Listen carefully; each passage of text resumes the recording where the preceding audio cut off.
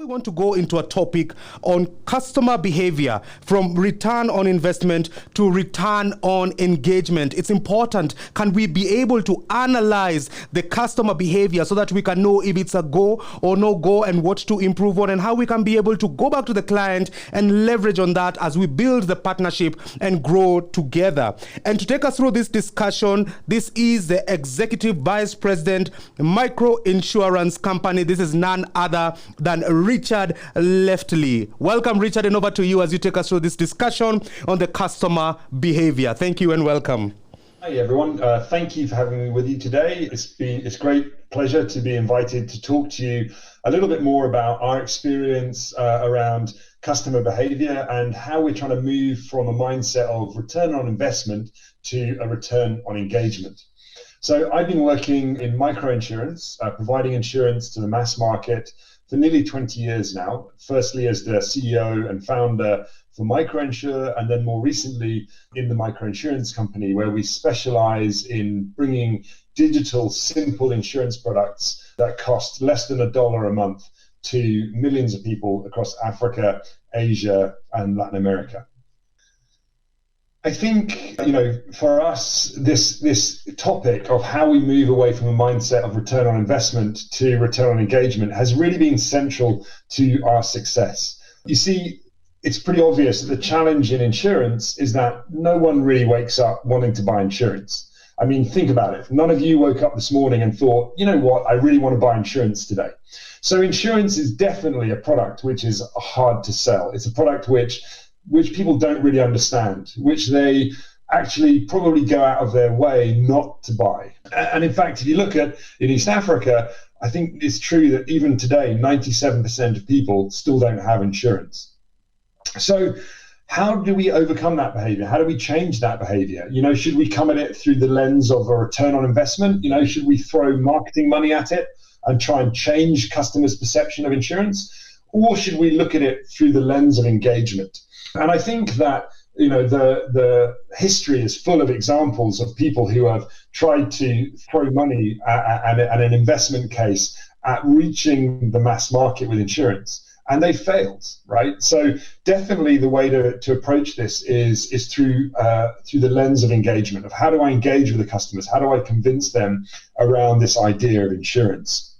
And for us, the breakthrough in this area came by applying two critical lessons.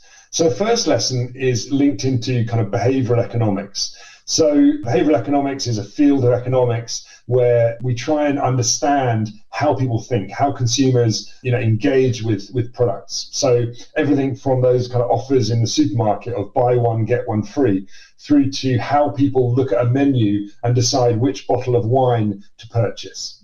So it's quite a wide-ranging area of economics. But for us, we applied this when we engaged with mobile networks, so mobile phone companies like Airtel, like Vodafone, like Safaricom.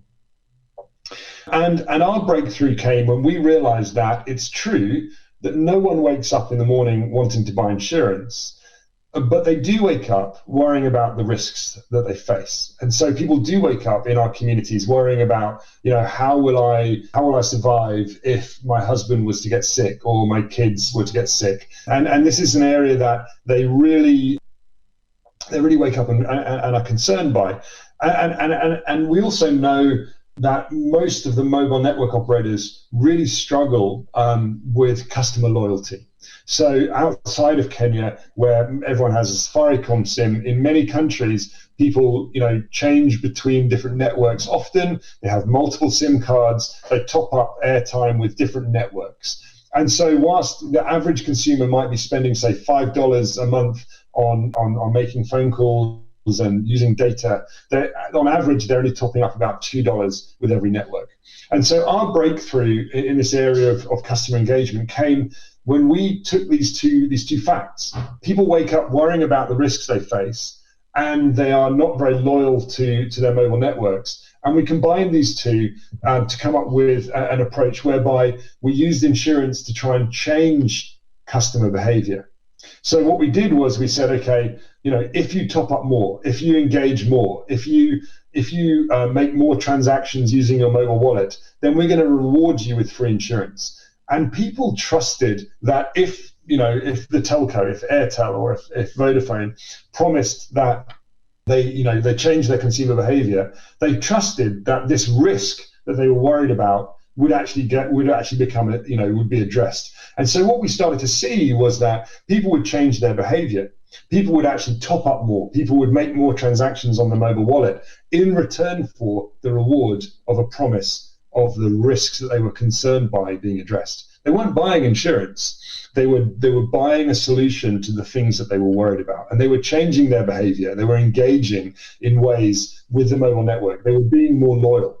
And when we monetized that increase in loyalty, it more than offset the cost of the insurance. And so rather than trying to sell insurance to people, what we were doing was we were finding this kind of like sweet spot in the ecosystem where we said, if you do this, then we will give you this. And we were engaging with a customer in a way that felt natural to them. It was easy to sign up. So the second thing that we realized was that when it comes to insurance, we're actually competing with apathy. So people wake up and they don't want to buy insurance. And so we have to remove friction from the customer journey. When you buy insurance, it's incredibly difficult. You have to fill out a form. You have to go to this office. You have to pay this money. And it's even worse when you want to make a claim. And so what we set about to do was to remove friction in a very radical way from every step in the journey.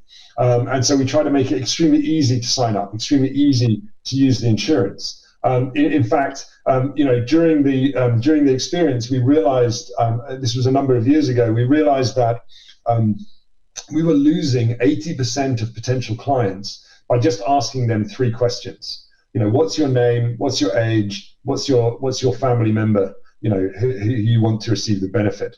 And by asking these 3 questions, we were losing 80% of clients. And as a result, we removed those 3 questions, and we found that we signed up 20 million customers in 140 days. It was the fastest growing financial product. By just listening to how there was friction in the customer journey and trying to remove that friction, we radically changed the number of people that signed up. So the outcome of this change of thinking, the outcome of this change of approach, of instead of being fixated on return on investment, instead focusing on how we engage with the customer, and then the business case would always take care of itself as a result of the volume that we saw. We ended up signing up more than 60 million customers, low-income people that had never had insurance before, across Africa and Asia. And what we discovered was that if we focused on the unit economics, so if we made every single sale profitable, and then we focused on engaging with the customers, making it easy to sign up, trying to find that intersect between a brand that they trusted, some behavior change that brand would pay for. When we found that sweet spot, tens of millions of customers signed up. And for us, that was an immense return on engagement and obviously a return on investment as well. Thank you so much for allowing me to be with you, and I've really enjoyed sharing my thoughts with you. Hope it's helped you to think about this topic in a slightly different way, and please do reach out if there's any questions. Thank you.